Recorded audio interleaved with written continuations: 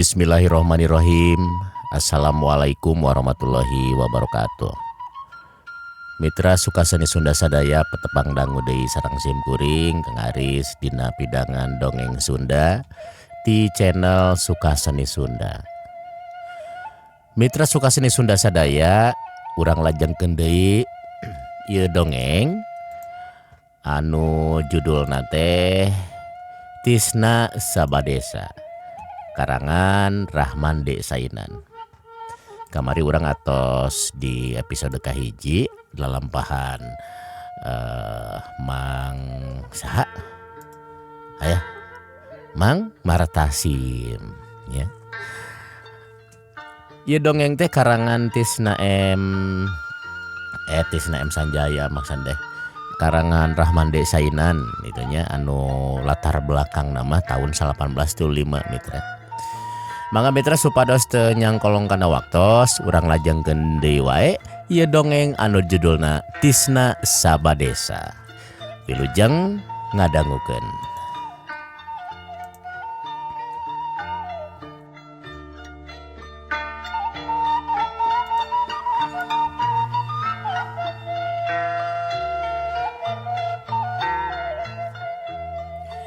Heuleut saminggu ti harita Martasim nampa surat ti Bandung geuwat ku anakna nu cikal dipangmacakeun.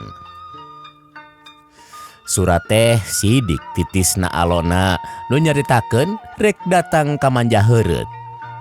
Tanggal jeung poe pidateunganna oge dina surat teh ditulis nyaeta pageto nurutkeun Martasim mah. Bakating ku bungah alona bakal datang Martasim poho dina naon. Surat teh dinangna nengne ditemong-temong ka unggal jelema sakur nu panggih. Tah ilikan, alo kami bakal datang ye. Bereslah datang sentis mah, aman lembur urang ke. Cenah ceuk Martasim. Aya nu percaya, aya oge nu henteu kana carita Martasim tua kampung Manjaheureut teh. Aya oge nu panasaran hayang nyaho jiga kumaha jelemana nu bakal ngamankeun Manjaheureut teh. Mana Martasim teh agul-agul teuing. Beja yen Tisna alona Martasim rek datang poe pageto oge geus nepi ka Mas Tibia. Caritana nepi bae kana poe nu diarap-arap ku tua kampung Manjaheureut nyaeta poe pidatangeunana Tisna. Ti isuk mula Martasim geus teu geunah cicing. Ngagegeuwat ka anakna jeung ka tatanggana mapageun Tisna ka sisi lembur. Ari Manjaheureut teh sanajan lembur mencil jauh ka desa jeung jauh ka jalan gede, tapi lembur gede nu dikurilingan ku sawah sakuriling bungking.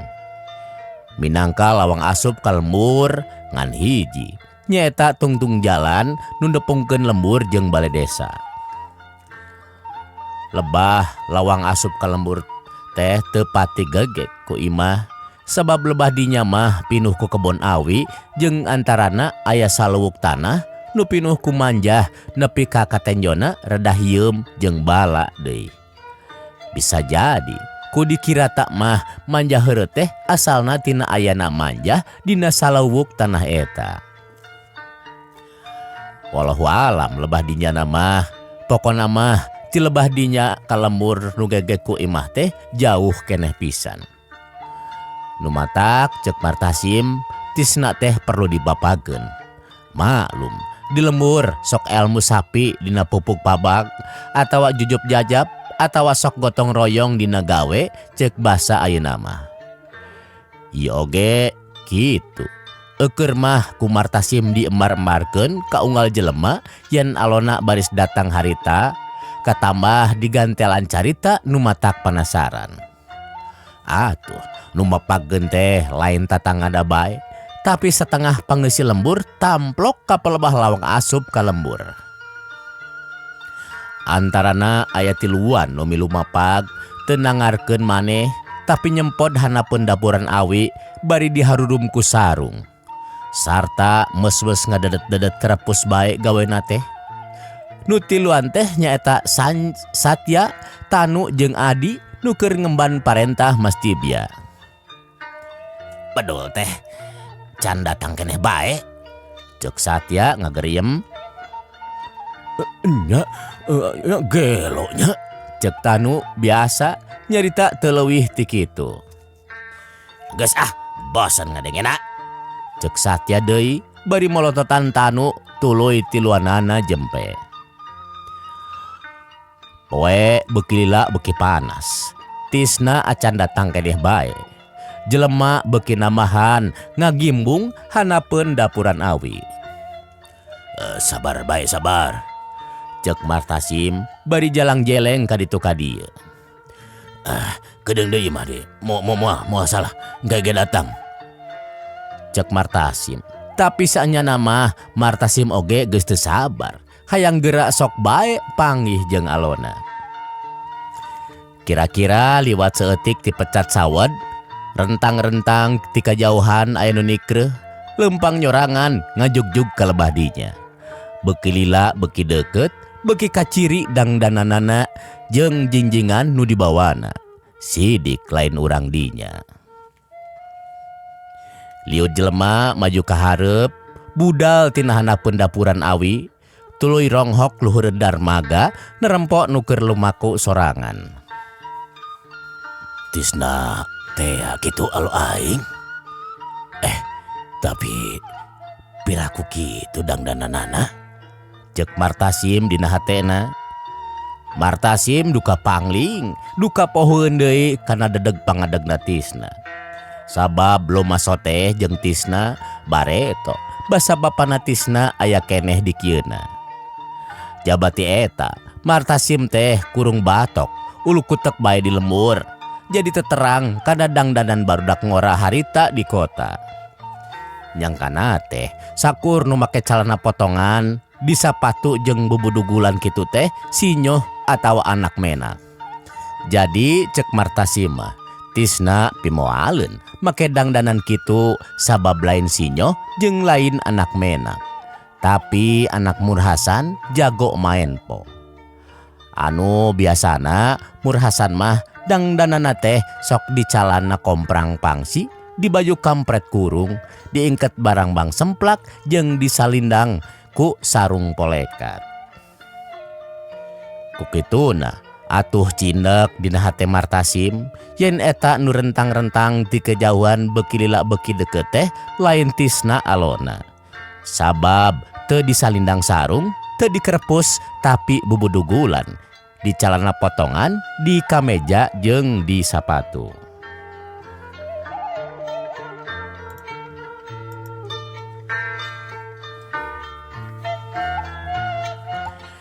Telila nu lumaku nyorangan teh nepi ka lebah dinya.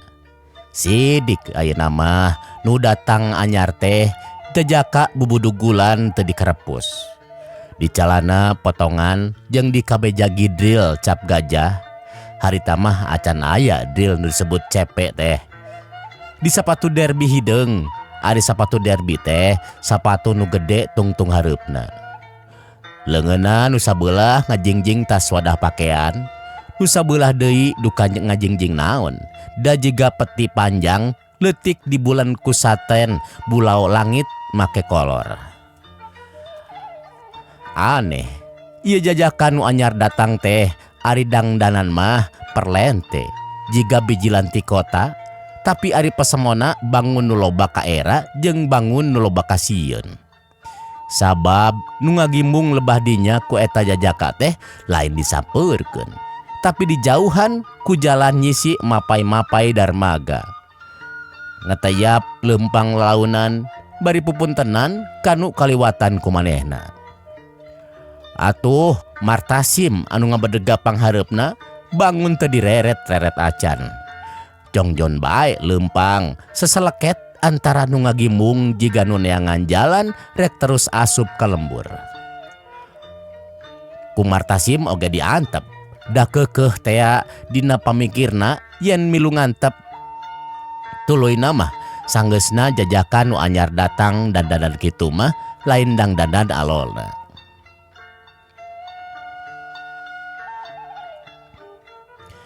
Nya kitu deui. Kuno sejen sakur nu aya di dinya kabawakeun ku Murtasim. Sarua pada ngantep. Sarerea malencrong deui ka jalan, nyidik-nyidik sugan aya deui nu rentang-rentang datang ti kajauhan. Jajaka teh beuki lila beuki nyulusup. Asup ka jero lembur, beuki anggang ti nu ngagimung. Beuki deukeut kan dapuran awi nu dipake nyempot bari ngiuhan ku tilu jelema nu diharudum teh nyaeta Satya, Tanu jeung Adi tangan-tangana Mas Jibja. Barang geus deukeut pisan, Satya pangangguran nanya. "Bade angkat ka mana, Jang?" Duka reuwas aya nu nanya, duka sieun nenjo nu diharudum tiluan pikasieun. Jajaka teh teu buru-buru ngajawab, tapi merong bae semu bengong. Nepi ka Satya nanya deui rada tarik. Ujang teh rek ka mana? Rek ka lembur?" Sumuhun Mang, bade ka bumina pun paman Martasim, tua kampung lembur ieu. Jawab jajaka teh bari ngarandeg, tuluy ngecageun babawaanana nu dijingjing lalaunan pisan. Ayeuna nu reuwas teh Satya, reuwas pacampur jeung Bungah. Bungah nenyo alona Martasim beda pisan jeung nu digambarkeun ku Martasim. Ieu mah jajaka teh budak ngorak keneh pisan anu pasemona jiga eraan jeung borangan. Baruk Martasim? Martasim tua kampung manja heureut? Cek Satya ngalelekan, ngomongna kasar teu adab deui ka wastadi. Sumuhun Martasim jenenganna teh, dijawab ku jajaka eta. Atuh Jang teh tisna teh nya alona Martasim. Cek Satya bari nurunkeun harudumna tuluy dicangredkeun dina cangkeng. Geningan Mang terang?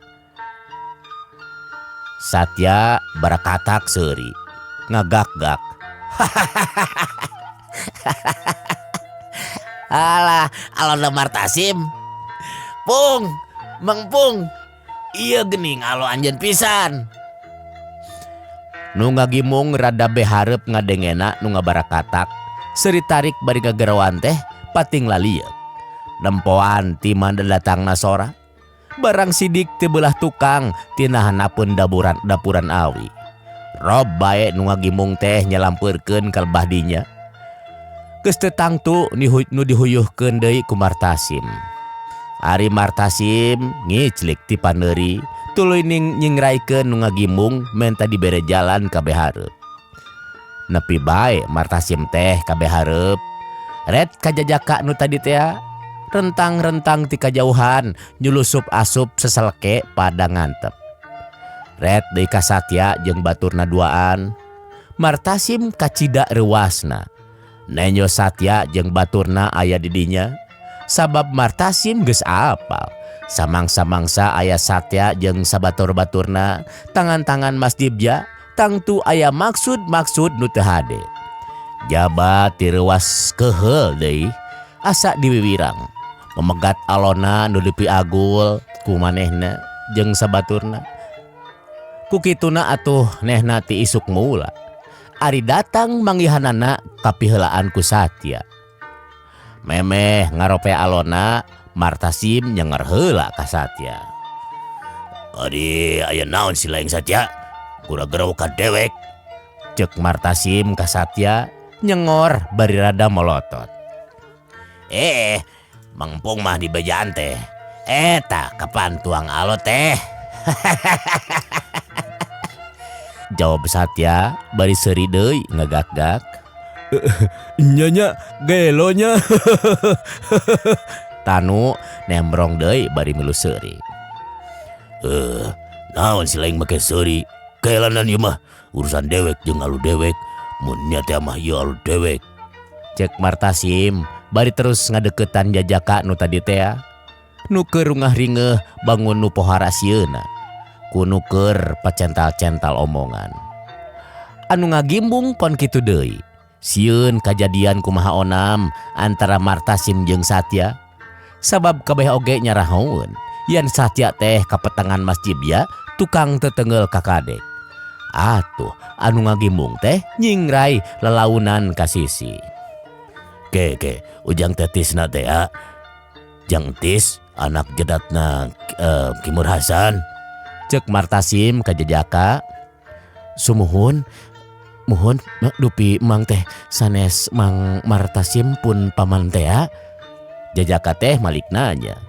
Nya iya tuh Mang, Mang teh kaling lapnya. Hayu baca urang ka imah, syukur geus datang mah. Ngan ukur sakitu Martasim ngebagiakeun ka Alona. Teu berag seperti tadi samemeh Alona datang. Meureun awahing ku keheul jeung hanjelu nenjo dangdanan sarta pasemon Alona ku henteu top kana hatena. Jaba ti eta keheul jeung handeueul deui ku satya jeung sabaturna make ngagagak nyengserikeun Tisna.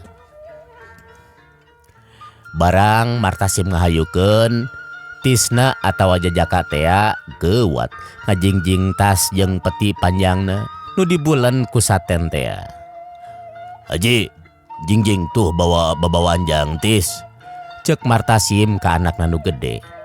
Baketut oge Martasim teh puguh da ka alona. Cara kasomehan mah teu ditinggalkeun. Budak teh geuwat moro. Ku abdi bae Kang di jingjing, carekna. Ieu teh aji teh nya Mang. Aji geus gede nya. Keun bae ji ku akang bae berat, jawab Tisna. Geus kitu teh bae. Dasar kudu aya deui kajadian anu teu nyugemakeun kana hate Martasim.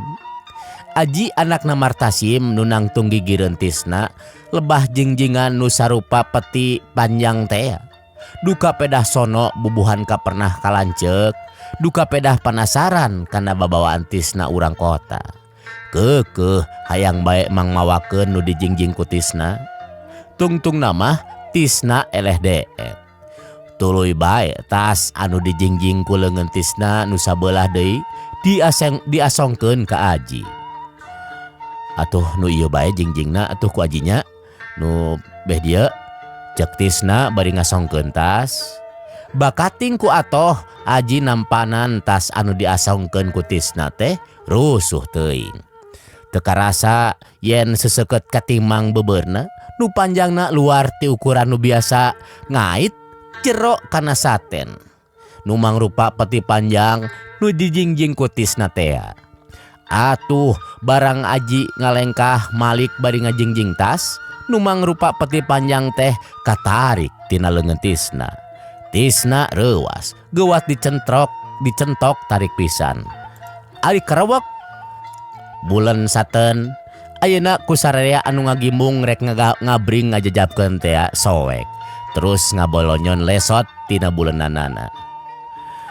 Tisna babawaan ka imah Martasim teh katembong.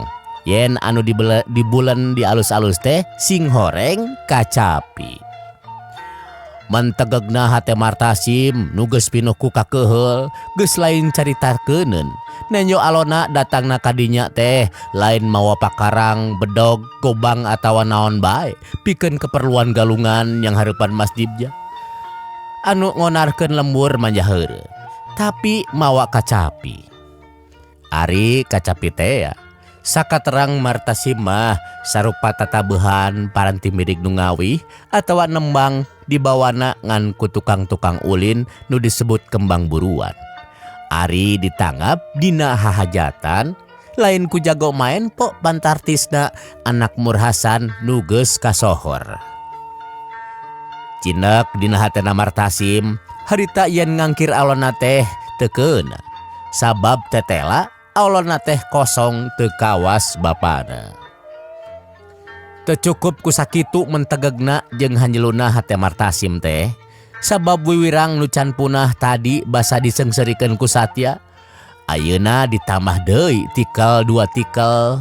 Da barang tembong oge yen eta nu dijingjing teh kacapi. Kabeh ting tarempo. Sanggeus sidik tuluy ting karecawis lalaunan. Bari imut leutik semu nu nahan pikaseurieun. Ku Satya gewat di pehlaan ngagakak seuri bari nyarita tarik. Alah, gening ieu jago letik teh mau kecapi, mengpung. Carekna, rek ngamen di mana nya? Cek Satya deui. Nya gelonya. Disambung deui ku Tanu, tuluy sararea ager-ageran milu seuri.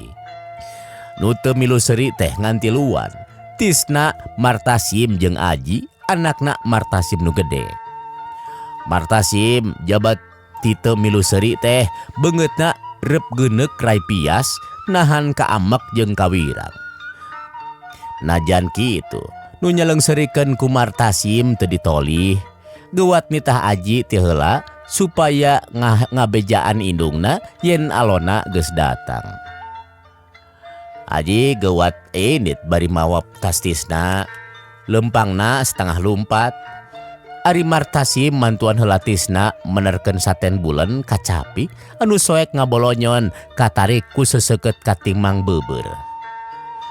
Sanggeus buleunna beres meusan sarta kacapi geus dijingjing deui ku tisna, tuluy arindit dituturkeun ku abringan nu ayeuna mah teu jempe kawas barang mimiti. Tapi galecok, rame jiga nu keur ngaromonkeun keneh tisna jeung kacapi nu dibawana. Ku Martasim atuh nu recok teh teu dicare, teu dilieuk. Jongjong bae leumpang gigereun tisna, bari telemek teu nyarek da pikir Martasim harita pinuh ku teu kasugemaan jeung ku hanyelu.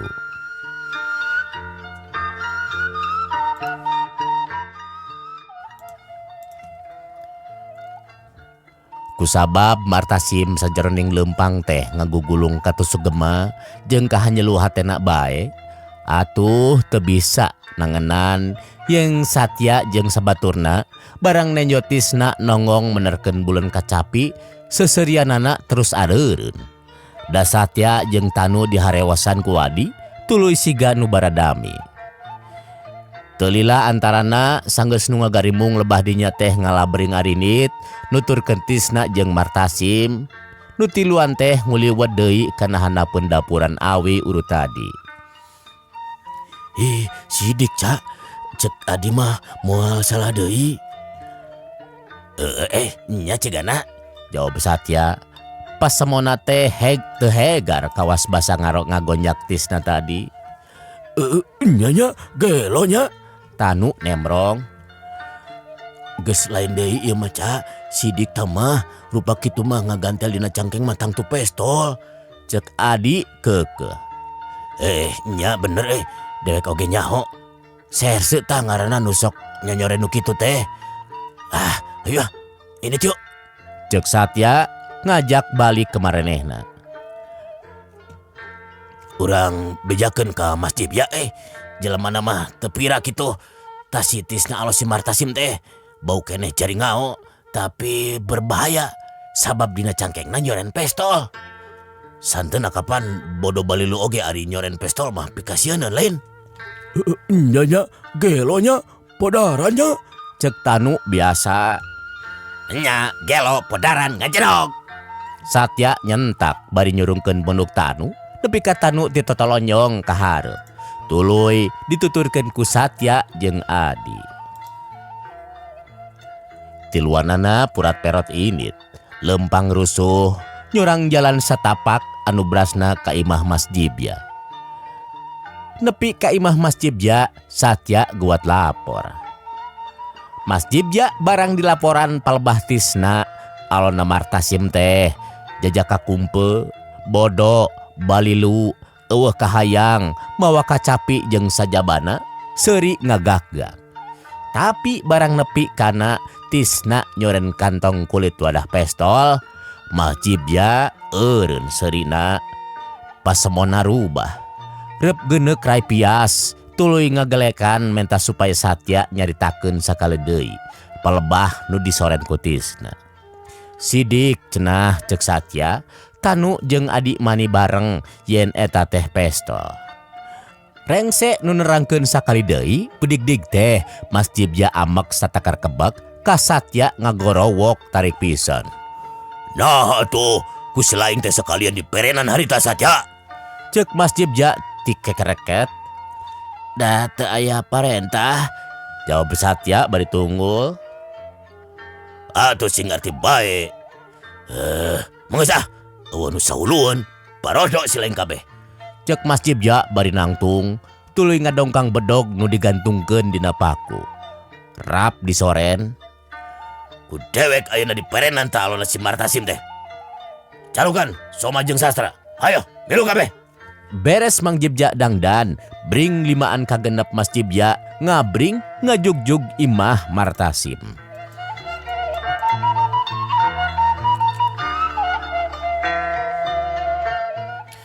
Telila antarana sanggeusna ngaliwatan sababaraha adegan imah.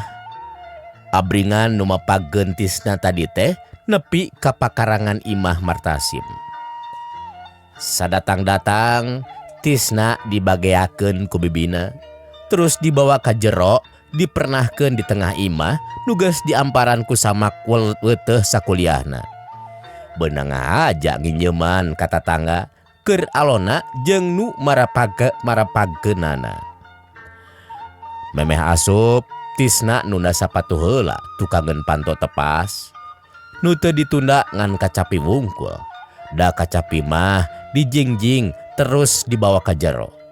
Malah baranggek oge diuk dina amparan, kacapi mah ditunda di gigireunana. Sanggeusna mernahkeun tisna, bibina tisna bojona Martasim teh kaluar deui. Maksudna mah rek nyalikeun nu tas marapagkeun teh. Tapi kacidaherana barang ngadenge Martasim nyarita ka sarerea, pokna teh kasadayana bae yeuh kadang wargi nu sami mapagpun alo sim kuring ngaturkeun nuhun. Namung kumargi pun alo rupina capeun urang sinareureuh heula bae. Keun enjing atau pageto urang tepangan deui. Ayeuna mah sae urang bubar bae. Sanes teu hoyong ngangkeun. Martasim nyaritana tekebat. Jigana ayeuna mah teu bisa panjang nyarita. Kawas bareto memeh alona datang. Lantaran nenyo sareatna tisna toja inyah pisan jeung cita-cita hatena. Rengse nyarita meniraing nyebutkeun mangga bari tuluy budal katawuran ti pakarangan imah Martasim baralik ka saimah-imahna. Bojona geuwat nyamperkeun Martasim nu keur ngajanteng keneh di buruan bari ngamanggakeun anu pamitan. Kumaha ari manehna? Itu geus disadiakeun dengan kopi, cek bojona. Geus mentong, jawab Martasim ngagebes bojona bari terus asup ka jero imah. Bojona atuh bari digebes kitu sarta ret kana ulat salakina kitu teh nu kecut hasem, keheul-keheul oge capek sasadiaan ti isuk mula ari pek teu kapake. Geus teu loba carita lantaran apal kana adat nu jadi salaki. Terus bae ngingkig ka dapur meres-mereskeun dengan kopi jeung sajabana anu teu tulus disuguhkeun. Sadatang-datang ka tengah imah, Martasim geuwat nyang hareupan tisna nu keur sila di juru bari ngome-ngome kawat kacapi. Ari jangan tis teh kumaha? Cek Martasim ngamimitian nyarita. Kumaha Mang? Tisna malik nanya ari leungeun mah teu lesot tina kacapi. Nya kumaha nya? Ke. Martasim ngahuleng neangan pikecapeun anu merenah ngedalkeunana. Saluyu jeung hanyelu hatena. Kieu jang tis. Mang boga picaritaeun. Jadi ieu lembur teh teu aman. Ari nu teu ngamankeun teh Mas Jibja jeung sabaturna.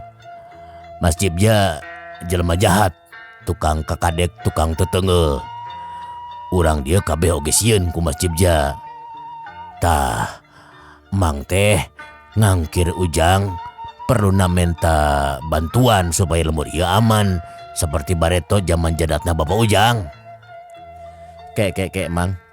Kukupingan teh lembur ieu teh aman. Nu teu ngamankeun teh masjid ya. Nya bener.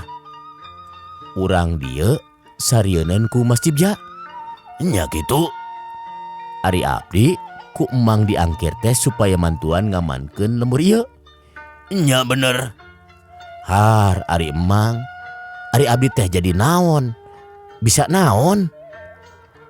Upami jaktos teh mah masjid ja ulon-ulona kajahatan di lembur ieu atuh gampil mang laporkeun bae kan wajib.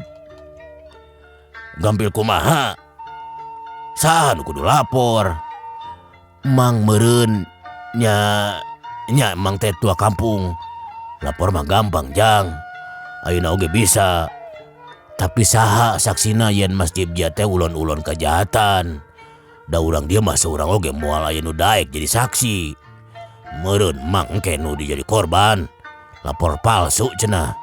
Ke masjid ja bebas, mang ngaringkuk. Saleung mun ngaringkuk pungkul mah. Tapi lamun terus dikakalakeun ku masjid ja, eta artina lain emang nu bae nu diarah ku pati ku masjid ja teh. Tapi kabeh nya bibina nya barudak dihompet daunkeun. Kitu tah jang tis kejamna masjid ya nu geus-geus mah. Tah duka tuh pami kitu mah. Lebah dinya mah abdi oge poekeun. Ceuk tisna bari nyintrek kawat kacapi mani ngajentreng tarik pisan.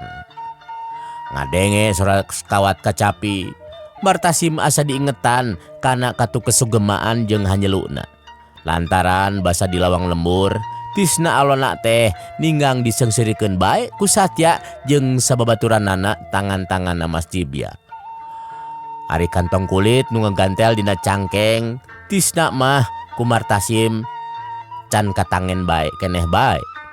Bisa jadi pangna teu katangen teh lantaran warna kulit meh sarua jeung warna calana kaki nu dipake ku tisna, atau bisa jadi oge lantaran dangdanan tisna ti mimiti datang ku Martasim geus teu dipalire ku henteu cop tea kana lelembutanana. Tangtu poekeun atuh jang. Da kumaha jang tis mah diangkir teh lain mawa pakarang pikeun galungan. Ieu mah hayo mamawa kacapi kawas nu ngarek ngamen bae.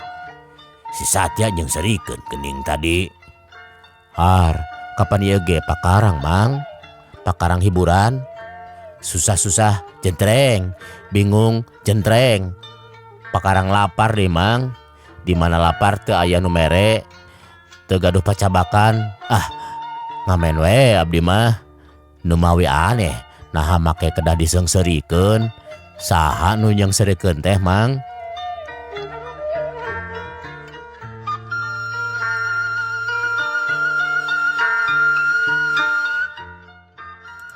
Mitra kaum dangu, mitra Sukaseni Sunda sadaya sakitu wae heula lelampahan tisna anu tos anjog ka lembur Majaheureut anu geuningan mawa kacapi gediknya teu luyu sareng nu dipiharep ku mangna Mang Martasim kadon mawa kacapi cenah. Mangga mitra urang lajengkeun di anjing insyaallah dina seri nu kadua lelampahan tisna Sabadesa. Karangan Rahman D. Sainan. Mudah-mudahan ieu dongeng teh tiasa ngarencangan mitra sadayana, tiasa janten panglipur kalbu, pangbeberah kana maneh ngarencangan segala kerupi kagiatan mitra sadaya di mana wae ayana. Sakitu wae dina seri nu kadua insyaallah urang anjing urang lajengkeun. Hapunten anu kasuhun. Wabillahi taufiq wal hidayah. Wassalamualaikum warahmatullahi wabarakatuh.